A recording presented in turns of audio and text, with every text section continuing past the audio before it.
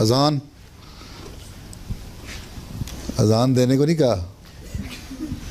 तुम्हारा नाम अजान है? कल को प्यारे हुजूर। तुम्हारा नाम क्या है? अजान। अजान किस तरह देते हैं अजान? हाँ जी। अजान आती है? हाँ जी। अच्छा। हुजूर मेरा सवाल है दैट जो मेरे घर जो लोग आते हैं तबलीग करने, वो सब बाइबल लेके आते हैं, उनका क्रिश्चियन बाइबल।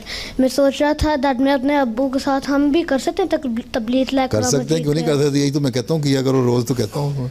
इसलिए समटाइम मेरे क्लास में लोग हैं ना, वो समटाइम्स तुम तबलीग कर सकते हो। तुम कुरान से बताओ, तुम बाइबल से ही निकाल के दिखाओ उनको कि बाइबल में ही पेशगोई है हज़रत सल्लल्लाहु अलैहि वसल्लम के आने की। उसके पूछो इसका मतलब क्या है, तो तुम्हें बताएंगे या कहेंगे अच्छा बहस ना करो हमारे से। ठीक है? तुम क्रिश्चियन को तबलीग बाइबल से किया करो, बाइबल के हवाले निकालो, तुम्हें रेफरेंस मिल जाएंगे।